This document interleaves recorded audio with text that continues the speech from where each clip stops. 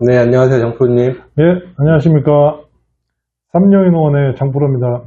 반갑습니다. 네. 계절별 수국 관리 요령에 대해서 봄, 여름, 가을 편까지 다 끝났고요. 오늘은 겨울 편에 대해서 한번 이야기를 한번 해봅시다.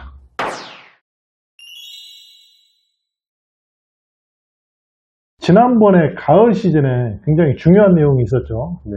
꽃눈을 맺혀라. 다시 말해서 화분화가 되어야만 이듬해에 꽃을 볼 수가 있다. 당연히 꽃눈이 맺혀야지만 네. 꽃을 볼 수가 있겠죠. 네. 그래서 그 화분화 같은 경우에는 조건이 성립이 돼야 화분화가 일어난다고 말씀을 드렸습니다. 단일 조건에서 화분화가 일어나고 장일 조건에서 꽃눈이 개화한다고 말씀을 드렸죠. 네. 다시 말씀을 드리면은 낮의 길이가 짧은 조건이죠. 그때 화분화가 일어난다고 이야기를 했습니다. 가을 시즌을 얘기를 하는 거겠죠. 네. 그리고 장일 조건은 낮의 길이가 길다. 그럼 봄이나 여름에 꽃이 개화를 한다. 그래서 화분화에 대한 조건은 온도는 11도에서 18도 정도 사이가 되어야 유도가 잘 된다고 말씀을 드렸고요. 네. 기간은 약 40일에서 한 45일 정도 되면은 화분화가 아주 잘 일어난다고 표현을 했습니다. 화분화만 해서 끝난 게 아니죠. 저온 처리를 해야 돼요. 그거는 가을하고 겨울 시즌 넘어올 때 그때 또 저온 처리를 해야 돼요. 저온 처리, 말 그대로 저온, 낮은 온도에서 처리를 해주자. 이것도 조건이 성립합니다. 수국 같은 경우는 장일 조건에 꽃눈이 개화하는 식물들 같은 경우에는 저온 처리를 입혀야만, 냉을 입혀야만 꽃눈을 볼 수가 있다는 거죠. 다는 아니지만 장일 조건의 식물들은 웬만하면 저온 처리를 하는 게 좋다. 그러면 저온 처리 같은 경우에는 어떤 조건이 성립이 돼야 되냐면은 이것도 마찬가지로 온도라는 게 꼭 설정이 되어야 됩니다. 11도 이하가 되면은 휴면을 들어간다고 말씀을 드렸던 게 기억이 나는데요. 네. 저온 처리 같은 경우에는 0도에서 영상 10도 정도 이 사이에 저온 처리가 아주 잘 되죠. 저온 처리를 함으로써 식물 자체에서 호르몬을 분비를 합니다. 그래서 이제 꽃눈을 개화하는 데 아주 큰 도움이 되겠죠. 네. 그리고 기간 같은 경우에는 약 45일에서 60일 정도. 네. 다시 말해서 6주에서 8주 정도 저온 처리를 해야 돼요.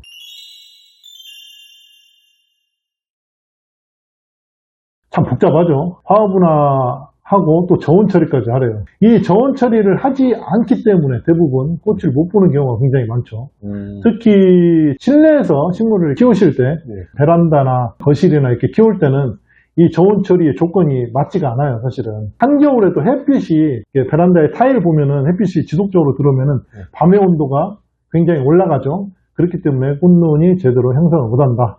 저온 처리를 하지 않기 때문에 꽃을 못 볼 수가 있다. 저온 처리가 끝났어요. 굉장히 추운데 이 추위를 어떻게 극복하느냐, 월동을 어떻게 하느냐에 따라서 꽃을 그대로 살려서 봄에도 볼 수가 있겠죠. 네. 겨울에 가장 우리가 주의해야 될 부분, 크게 따지면 세 가지 정도 따질 수가 있는데 동해 피해, 냉해 피해, 그리고 건조하면서 차가운 바람, 이게 이제 건한풍이라고 이렇게 표현을 할 수가 있겠습니다. 그 세 가지만 주의를 하시면 되는데 동해 피해, 냉해 피해 좀 헷갈릴 수도 있어요. 이걸 간단하게 설명을 드리면 동해 피해 같은 경우에는 말 그대로 얼어 죽는다. 동상 걸렸다고 생각을 하시면 돼요. 네. 동상이 걸리면 거의 회복을 못합니다. 하지만 동상이 걸리는 수가 있어요. 그때 경우는 이렇게 잘라내면 되시는데 아니면은 전체적으로 다 동상이 걸리면 무조건 죽어요. 그게 동해 피해라고 합니다. 네. 보통 언제 동해 피해가 많이 일어나냐면 한파, 낮은 온도가 지속적으로 계속 이어졌을 때 대부분 동해 피해를 많이 봅니다. 내일 영하 한 10도, 20도까지 뚝 떨어졌다가 다시 기온이 어느 정도 회복하면 그나마 괜찮아요. 하지만 추운 날씨가 지속됐을 경우 동해 피해를 많이 입습니다. 그리고 냉해 피해 같은 경우에는 회복은 되죠. 회복은 되는데 꽃눈이 다 없어지겠죠. 다행히 당년지 수국 같은 경우는 그나마 조금 낫겠지만 네. 그래도 전년지 가지에서 나오는 꽃눈이 냉해 피해를 입기 때문에 꽃을 한 10개 본다면 한 3개 정도? 그 정도밖에 못 본다라는 아쉬움이 있죠. 그래도 죽진 않습니다. 회복이 가능합니다. 네. 그러면 냉해 피해 같은 경우는 언제 많이 일어날까요? 추웠다, 더울 때? 추웠다 더울 때, 그러니까 온도 차이가, 기온 차이가 굉장히 심할 때 많이 일어납니다. 기온이 항상 계속 소존이 이렇게 한 10도 정도 유지가 되다가 갑자기 뚝 떨어질 때가 있어요. 꽃샘추위가 자주 오죠. 그때 냉해 피해를 많이 입죠. 혹은 서리를 맞는다거나 가끔 가다가 가을에도 냉해 피해를 입는 경우가 있습니다.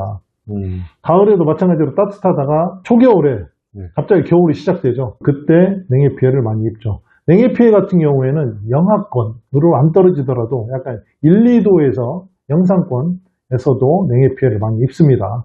그리고 이제 가장 무서운 거, 건암풍. 굉장히 위험하죠. 건암풍 같은 경우에는 말려 들어가는 거예요. 차가운 바람, 건조한 바람이 계속 불다 보니까 위에 있는 수분이 다 증산을 해서 뺏어 마르는 거예요. 가지 이렇게 뚝뚝 건들면 뚝뚝 끊어져요. 그리고 꽃눈도 맺혔던 게 이렇게 만져보면 맞아 그 과자 부스레기 뭐 그런 것처럼 이렇게 빠스러지는 경우가 있어요. 그건 이제 건암풍인데 건암풍도 마찬가지로 전체가 다 죽는 현상들이 굉장히 많습니다. 건암풍은 수국뿐만 아니라 일반 찜엽수 같은 경우에도 건암풍은 굉장히 많이 맞습니다. 그렇게 이제 동해 피해, 냉해 피해, 건암풍만 주의를 하시면 될 것 같고요. 근데 이걸 또 어떻게 예방을 할까? 동해 피해나 냉해 피해나 건암풍이나 공통점이 있죠. 겨울에는 춥잖아요. 바람 쌀쌀하고. 그러면 어떻게 해야 될까요? 뭔가 입어야 돼. 아니면 따뜻한 곳으로 들어가야 돼요. 춥게 안 키우기만 하면 돼요. 그럼 춥게 안 키우려면 방금 같이 뭔가를 입혀야 돼요. 그럼 어떻게 해야 됩니까? 이불? 이불, 그렇죠. 옷을 입혀야 되겠죠. 작년 영상에도 뭐 낙엽을 덮어준다거나 뭐 차광목을 씌워가지고 바람을 조금 막아준다거나 옷을 입히는 방법 중에 또 하나가 있어요. 나무를 이식을 할 때 굉장히 많이 써먹는 방법인데 동해 방지 코팅제라고 이렇게 뭐 인터넷 이렇게 검색을 해보면 나오거든요. 클라우드 커버라는 제품하고 뭐 어떤 카바론이라든지 여러 가지 제품이 굉장히 많아요. 이게 쉽게 말하면 코팅제예요. 얇은 옷을 입히자 그거거든요. 그래서 그거 같은 경우에는 한 달에 많이 뿌려주면 한 2번 정도, 한 100배 정도 희석을 해가지고 2번 정도 뿌려주면은 아무래도 코팅막이 생기기 때문에 그나마 조금 덜하겠죠. 그 부분을 조금 생각을 하시면 괜찮을 것 같습니다. 건암풍 같은 경우에는 차가운 바람이 건조하게 계속 불었을 때 얘네들이 마른다고 말씀을 드렸잖아요. 그러면은 방금과 같이 여러 가지 방법을 이용을 해서 보온을 해준다고 했습니다. 거기서 하나 더 추가적으로 물 관리를 해야 돼요. 겨울에는. 겨울에는 물 관리를 어떻게 하면 좋을까요? 그러게요. 그러게요. 겨울에는 물이 있어야겠죠. 겨울에도 물을 줘야 됩니다. 여러분. 특히 화분 속에서 길렀을 때 이게 가볍거나 딱 들어봤을 때 느껴질 수가 있어요. 물이 없다라는 거를. 그러다 보면은 이 아이들이 점점 마르게 돼요. 보통 겨울에는 물을 다 내린다고는 그렇게 이야기를 많이 들었죠. 하지만 한 20% 정도는 남아있거든요. 물을 지속적으로 공급을 해줘가지고 이 아이들이 물이 안 마르게 해줘야 됩니다. 방법은 간단합니다. 똑같은 방법이에요. 파봐가지고 없으면 물을 주면 돼요. 물을 줄 때도 항상 좀 넘치게 굉장히 많이 줘야 되겠죠. 그리고 항상 화분 같은 경우는 배수가 잘 돼야 됩니다. 노지에서도 가끔 가다가 건조한 시기가 지속된다라고 하면은 노지에서도 마찬가지로 물을 줄 필요가 있습니다. 그리고 또 예를 들어서 올해 특히 추워. 그럴 경우에는 물을 일부러 주는 경우도 있어요. 그래서 위에다가 물을 딱 주면은 위에가 얼어버리거든요. 빵 속은 얼지가 않아요. 위에만 얼지. 거름이 보온 역할을 해주는 거네요. 그렇죠.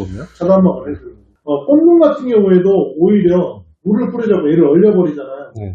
그 속은 0도예요. 꽃눈 안에까지는 얼지는 않기 때문에 바깥 온도는 더 차갑겠죠. 그렇다 보면은 오히려 코팅제 역할을 해준다는 거죠. 그렇기 때문에 오히려 더 도움이 된다. 그리고 또 한 가지가 있다면은 사람도 마찬가지로 영양분을 많이 먹죠. 마찬가지로 얘네들도 비타민을 줘야 돼요. 왜 줘야 되냐면은 그냥 일반 맹물이 어느 점이 0도입니다. 근데 거기다 당분을 이렇게 조금 추가가 됐어요.